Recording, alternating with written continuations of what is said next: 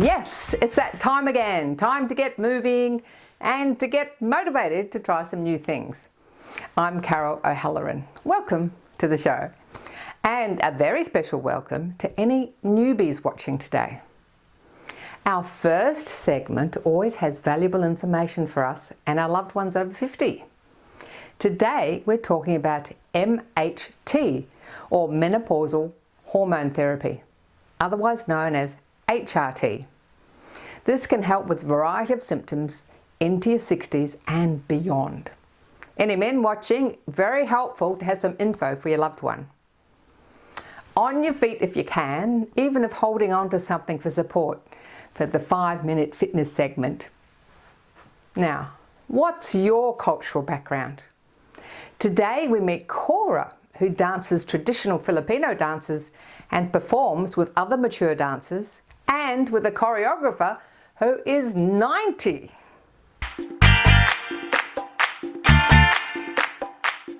Today we're speaking with Mish Wright about hormone replacement therapy, more specifically as it relates to going through menopause.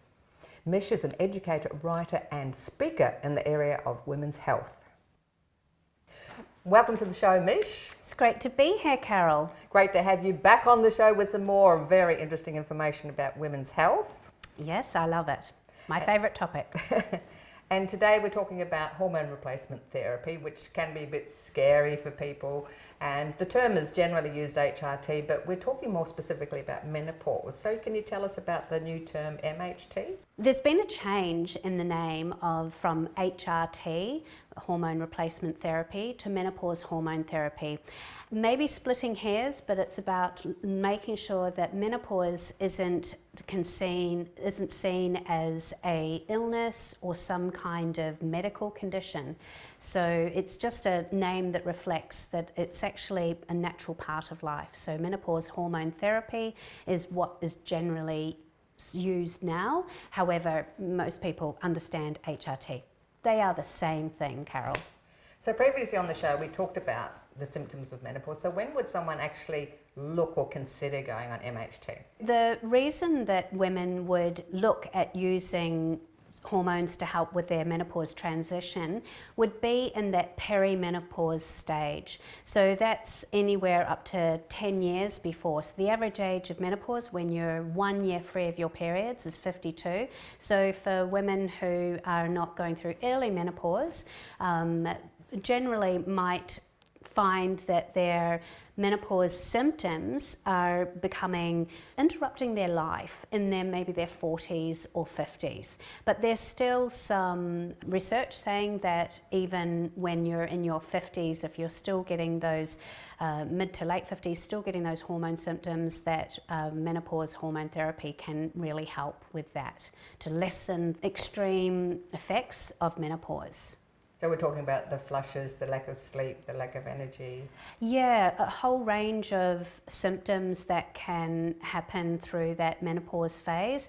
And really it's because of estrogen being the main hormone that is leaving the body. Of course, there's some progesterone leaving as well, but estrogen is one of the key drivers to all the changes that are happening. So depending on what your doctor would prescribe as to whether you have an estrogen dominant hormone therapy or if it has progesterone as well. You know, it's not just one size fits all. You would have an appointment with the menopause doctor who specializes in this, and they would know the right kind of treatment of which works best for you. All right, so you think I might need some assistance to get through this phase, and so then you make an appointment with a specialist that deals with menopausal. That's conditions. right. Yes, so just to be clear that the GP has no specific training in menopause. So you need to find a doctor who has specific studies and education in this field.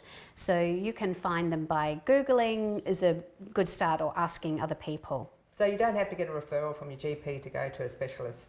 No. no. So you just find someone who specialises in that area and you can make an appointment directly? Yes, but maybe if you have a great relationship with your GP, they might know of someone that they can refer you to, because it can be really difficult to know who do I go to. But a lot of these specialists or menopause doctors offer consults over Zoom or whatever, so you don't have to attend in person. So you talked about the balance of progesterone and estrogen. So it's one of the first steps to identify what's actually happening with the individual?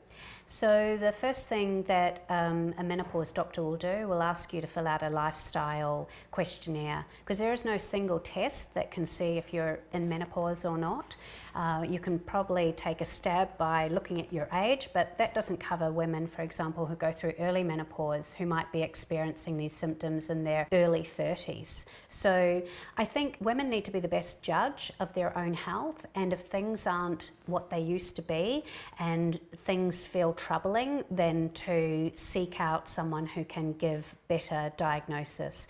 But I think that there is also a reluctance to seek help, and often the medical environment can say, are your symptoms significant enough? Well, what does that mean? Do you know, if it's bothering you, if it's bothering your sleep, then yeah, that's significant. I think we need to, stand up for ourselves and be advocates for our own health and well-being. So what happens then? You go in there, you fill out a questionnaire. How does the specialist determine what kind of MHT you're going to receive and what levels of what? Yeah, so they will look at different risk factors as well. So for some women who have breast cancer in their medical history, that will come into play as well. It's a bit of trial and error. So they will prescribe maybe a lower dose, and depending on what your factors are, and then you might need to up that dose, or it's kind of a relationship that there's not one size fits all. It's not like I'm going to go and get that script and fill it out and pop a pill or rub some cream on and I'm good to go. A really good menopause doctor will keep consulting with you to make sure you've got the right dosage, and also will look at lifestyle factors as well in order to help the menopause transition as well. Hormone replacement therapy or menopause hormone therapy is not a fix-it or a one-stop shop. It really does work best when it's taken in conjunction with great lifestyle factors as well. And it's not just estrogen that you might get, is it? It all depends on whether you have your ovaries or not, whether progesterone and the balance of that. Now you mentioned, rubbing on a cream and pills. Can you go through the different options, the different ways that you can have MHT? So for some women, they will apply it topically. And it can be a really great way for the body to absorb it and it not go so much into the bloodstream. So if you're taking an oral dosage as well, that has to go through more organs, so to speak, to get into your system. So for example, it can be applied on your forearm, or even to help with any vaginal dryness or things like that as well, can be topically applied. Well, to sum up with, can you just go through like the pros and cons of taking MHT?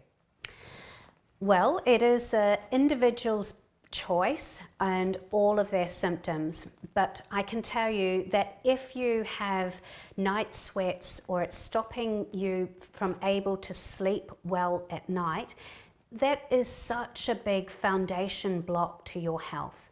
If you're not sleeping well, it's really difficult to manage everything else that life throws at you. You've got heightened anxiety, you're feeling really, emotional. emotional or just out of character, out of sorts, any sort of symptoms, then it is worth exploring what hormone therapy can help you transition through there. So I think it also has great protective, it can have a bit of heart protection and bone protection. So if you're at risk of osteoporosis as well, it can really help keep your bones strong. So there are a lot of benefits and positives for getting on hormone therapy. The negatives would be that if you have if you have a history of breast cancer, then you would have a heightened risk. But even then, you have to take that into consideration as to your risk of breast cancer compared to the risk of all these other health conditions that you get from just not being able to function fully. So it's a conversation you need to have with yourself and your medical practitioner and, you know, your significant others. Well, when you say with your medical practitioner, ideally a medical practitioner that specialises in MHT. Absolutely. Remember that a GP has no educational training with menopause, so seeing a menopause hormone doctor. Awesome. Well, thank you for giving us some more great insight into HRT, MHT for the men and women watching, so we all know what's happening in the world and start talking about MHT instead of HRT. Sure. Yes. Thank you, Carol.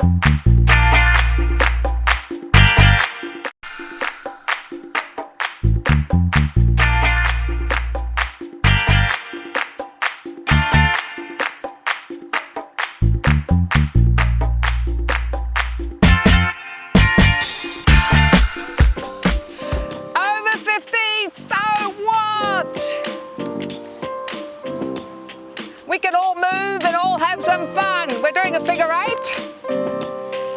5 minutes a day. And you're on your way. This is very good for me. I've got a plate and 9 screws in my shoulder. Get those shoulders moving.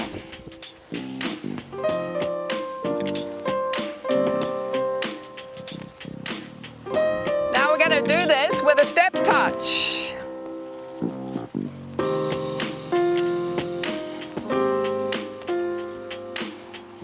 Raising your metabolism, getting your circulation going, burning more calories.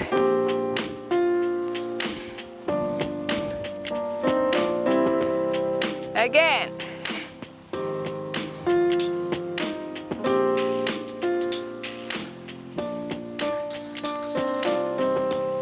Four more.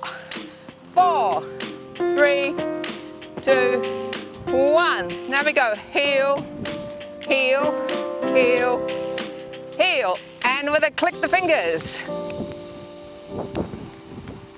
That's it. Keep it going.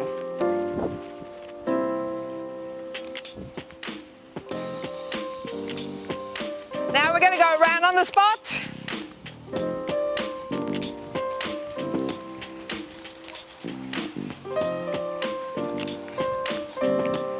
Other way.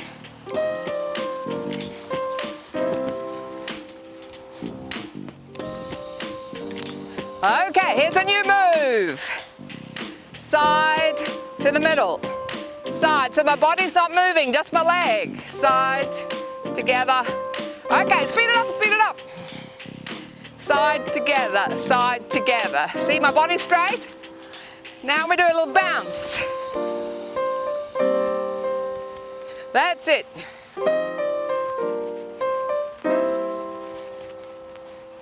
Side together.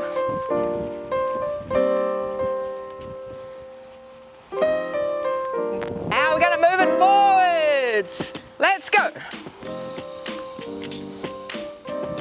See, I'm putting a little bounce in. Take it back, take it back.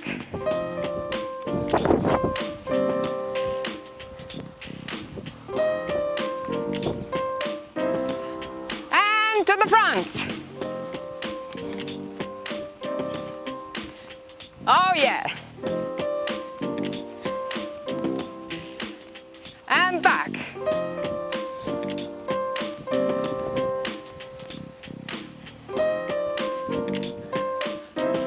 All right. Step, touch. Back to the figure 8. Down.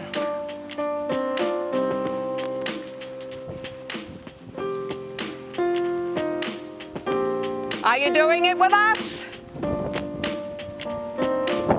Crazy Carol and Fabulous Faye.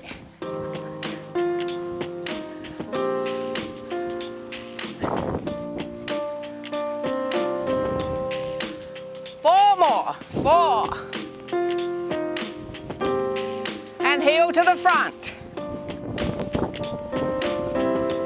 Okay, ready for your snappy fingers?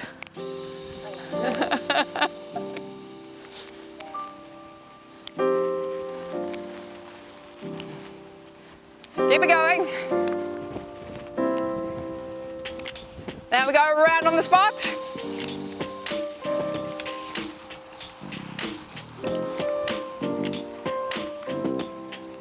Out of the way.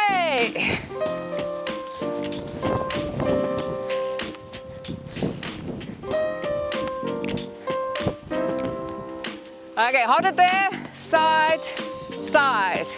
Remember this one? So you can just do it like this till you get the feet moving right. And then you can put a little bounce in. Oh yeah. Okay, Faye, say oh yeah. Oh yeah. Oh yeah. Oh yeah. Take a sweep. And take a bow. Well done, everyone.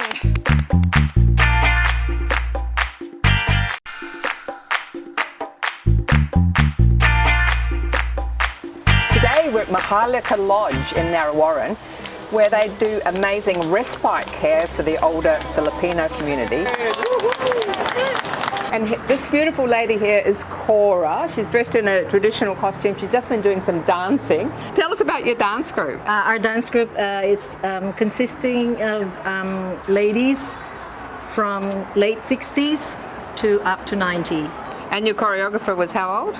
90. 90. There you go. Our choreographer, Ate Ludi, is 90. We all support one another and we complement each other's personality. And You want to tell us about the dance with the scarf? it's about the scent of a plant that in the early days, there's no perfume. Yes. So what they do is they collect this plant, put it in the handkerchief. It's more like courting. So the ladies are putting it in front of the guy.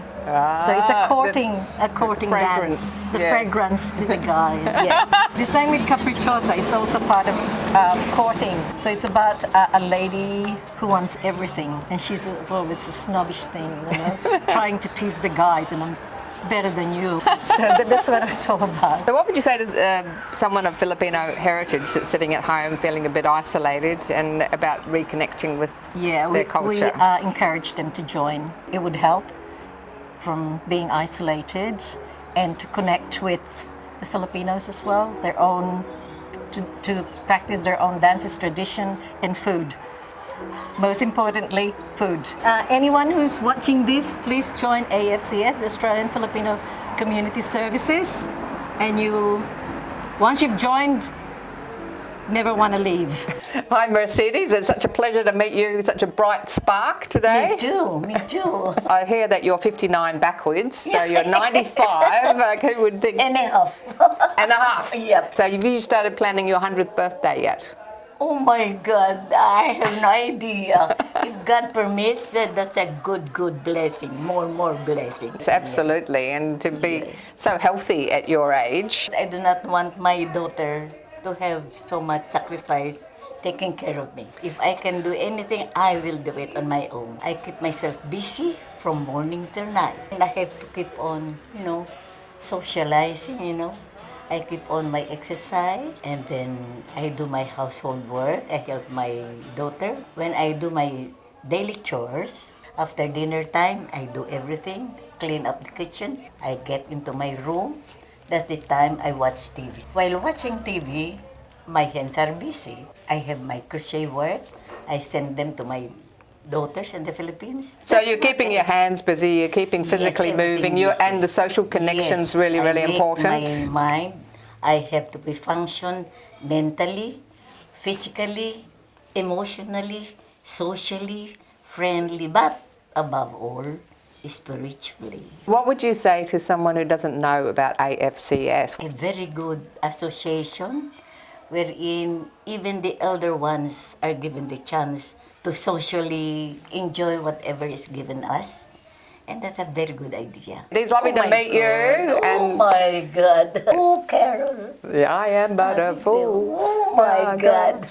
Apart from the activities you have here for respite, AFCS does other things for other members of the community, like younger members of the community. We have a very strong focus on intergenerational programs, bridging the gap between the aged and the young, because our seniors came here to look after their grandchildren, and seniors are learning more of the Australian way of doing things, Australian way of cooking, and through their grandchildren they're learning new words and the traditions as well of Australia. So there's that exchange of knowledge, culture, and experience to make a better life in Australia. Fantastic. Now, if someone wants to, who's not Filipino, but they want to learn more about Filipino culture or see some dances performed, what would you suggest? Visit our website.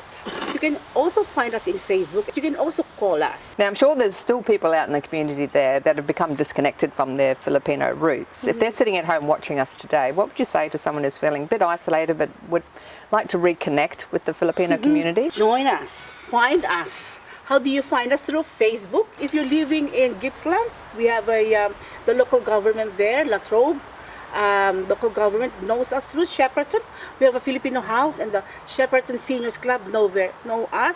Filipinos in Ballarat, we service them through their swimming and moving exercises.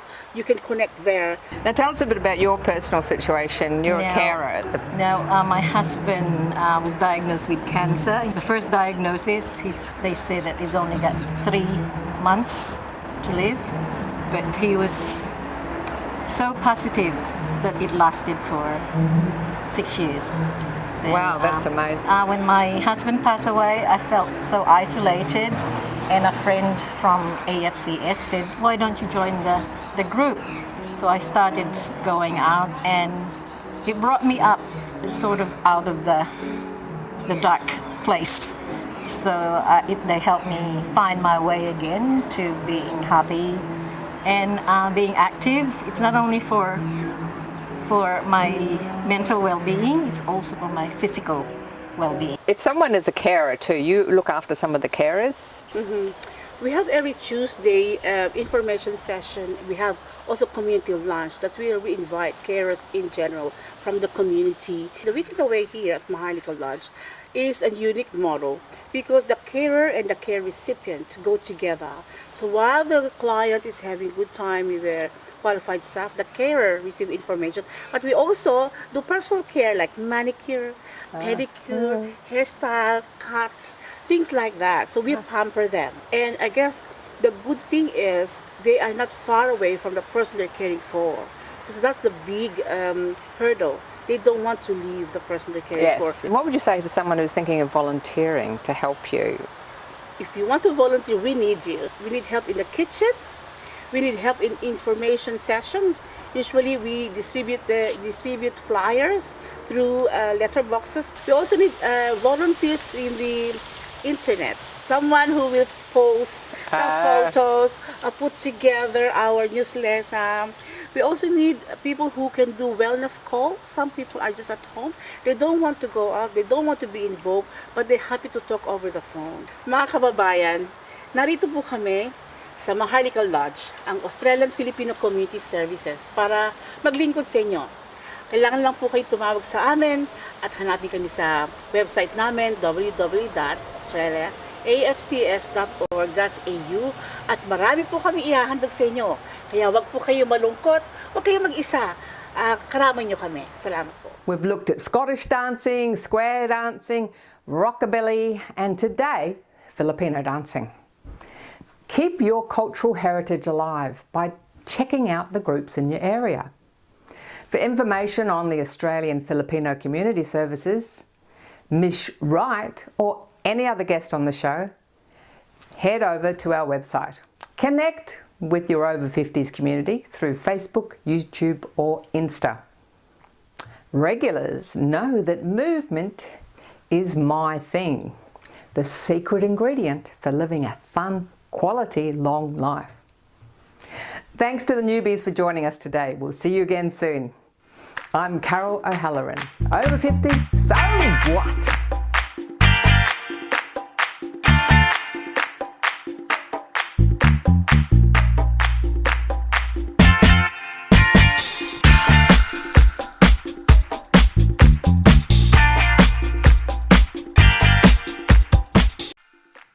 Thanks for watching our TV show. Be sure to hit subscribe and then you'll never miss an episode. Jump on Facebook, join our group, get in on the fun, fitness, wellness and inspiration. I'm Carol, over 50. So what?